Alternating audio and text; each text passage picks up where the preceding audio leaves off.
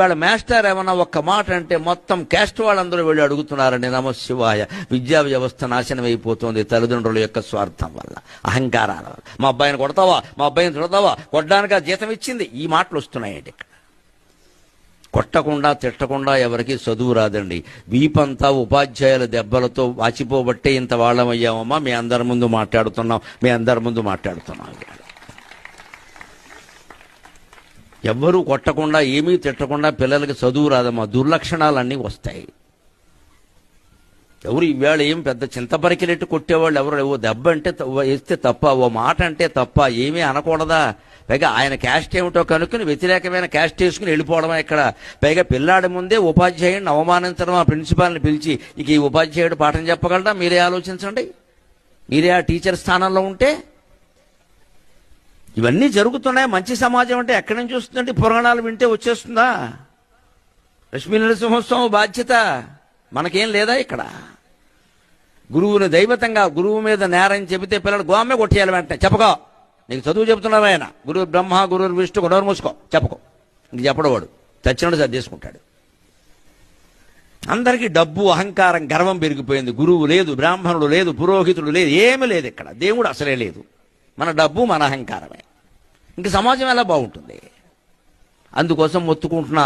వాళ్ళ మాస్టర్ ఏమన్నా ఒక్క మాట అంటే మొత్తం క్యాస్ట్ వాళ్ళందరూ వెళ్ళి అడుగుతున్నారండి. నమశివాయ.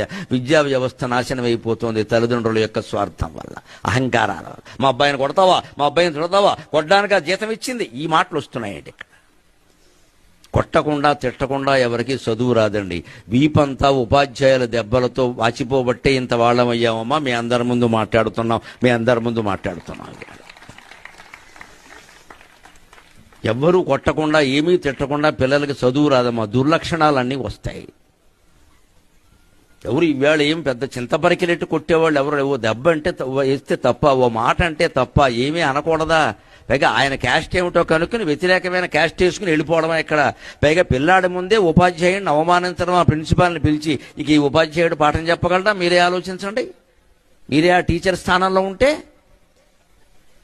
ఇవన్నీ జరుగుతున్నాయి. మంచి సమాజం అంటే ఎక్కడి నుంచి వస్తుందండి? పురాణాలు వింటే వచ్చేస్తుందా? లక్ష్మీ నరసింహోత్సవం బాధ్యత మనకేం లేదా? ఇక్కడ గురువుని దైవతంగా, గురువు మీద నేరం చెబితే పిల్లలు గోమే కొట్టేయాలి వెంటనే. చెప్పకో, నీకు చదువు చెబుతున్నారు ఆయన. గురువు బ్రహ్మ, గురువు విష్ణు, నోరు మూసుకో, చెప్పకో. ఇంక చెప్పడవాడు చచ్చినట్టు సర్దేసుకుంటాడు.